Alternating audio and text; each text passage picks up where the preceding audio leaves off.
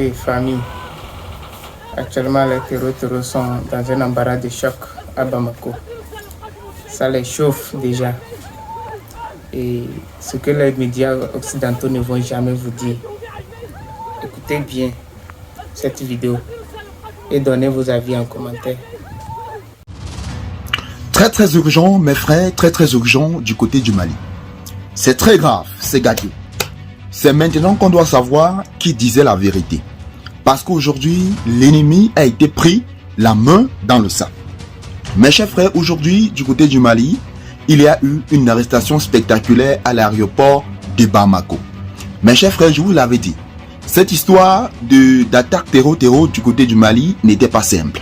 Parce que, bien évidemment, comment est-ce que les terreaux ont pu accéder au domicile de l'ancien ministre du regretté, Sadio Kamara, au point d'être attaqué jusqu'à être éliminé.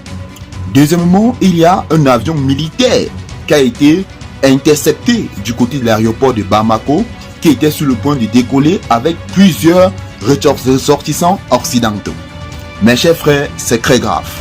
Comment est-ce qu'un hélicoptère ou alors un avion a pu se poser dans l'aéroport de Bamako, bien évidemment au Mali, et qui s'apprêtait bien évidemment à embarquer plusieurs ressortissants occidentaux? Comment est-ce que cet avion a été déposé sans que les autorités compétentes ne puissent bien sûr être au courant de la situation?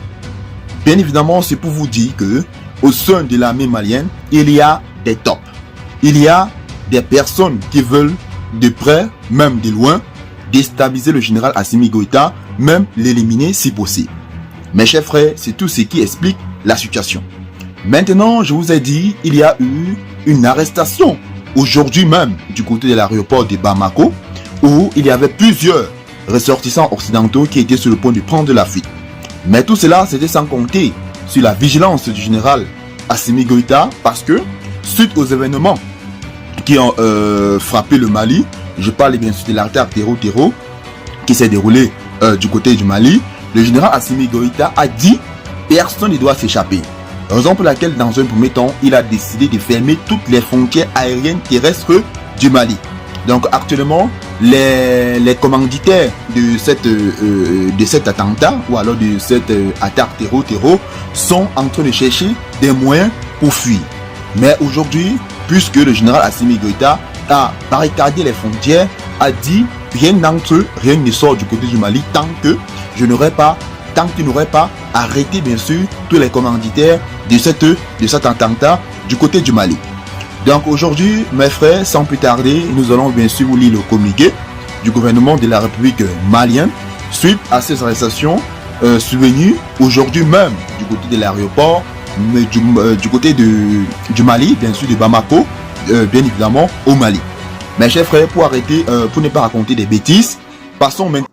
Le président Goïta dit ils ont bénéficié de renseignements. Qu'est-ce qu'il veut dire par là?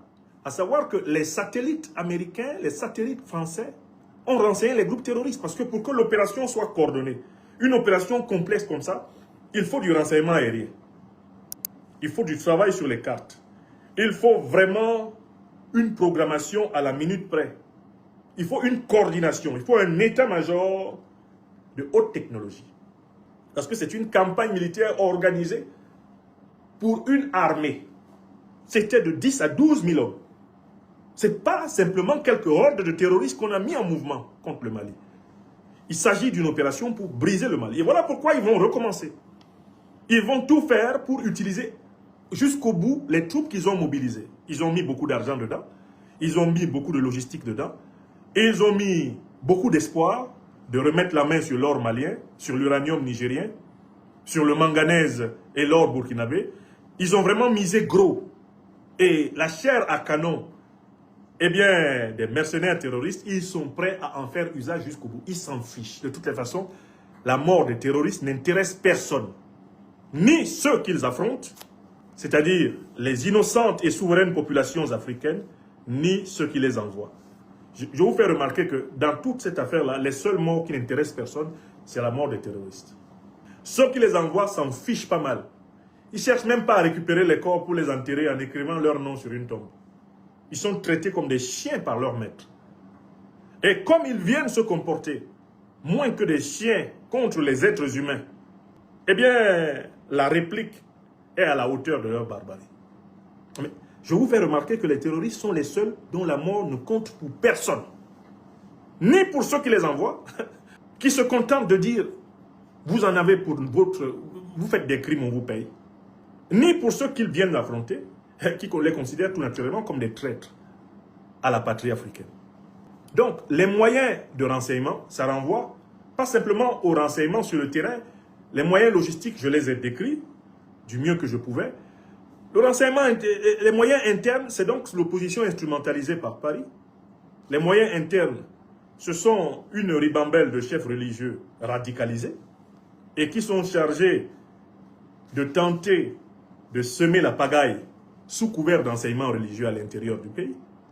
C'est aussi, bien sûr, des individus stipendiés dans la société civile qui se glissent même dans certains médias et qui utilisent les réseaux sociaux pour semer la zizanie à l'intérieur du Mali. Voilà la 25e colonne. Voilà la 25e colonne. Voilà la colonne de la 25e heure reconstituée. Enfin, ces ennemis internes, ce sont des complicités à l'intérieur de l'appareil de défense et de sécurité. Car il n'a échappé à personne que une partie des opérations que le Mali vient de subir n'aurait jamais pu atteindre les petits et quelques objectifs qui ont été atteints sans des faiblesses internes. Et ces faiblesses internes viennent du fait que, comme on l'a vu depuis le coup d'État qui a été essayé au mois d'août, il y a des brebis galeuses qui traînent dans les chaînes de commandement, qui ne font pas correctement leur travail. Et c'est de ça que nous parle le président Assimi Goïta. Il nous dit, les traîtres, ils ne sont pas que dehors, ils sont dedans. Le traître est à côté. Quand je regarde le storytelling, par exemple, qui tourne autour des conditions dans lesquelles la voiture piégée a pu aller frapper les murs de la maison du général Sadio Camara, on sait qu'il fallait forcément des gens qui revendiquent une proximité avec lui pour que tous ces barrages-là soient franchis. Ce qui nous renvoie ici à ce que le président Goïta a appelé la nécessité de consolider, de renforcer le dispositif. Quand il dit consolider, renforcer le dispositif, c'est parce qu'il reconnaît qu'il y a eu des failles, il y a eu des faiblesses. Parce qu'on n'aurait pas pu tuer le général de corps d'armée Sadio Camara s'il n'y avait pas eu des failles et des faiblesses. Et si nous ne le reconnaissons pas, nous nous condamnons à nous exposer à ce que ça recommence. Donc le président Assimi Goïta, dans son allocution, procède même à une autocritique.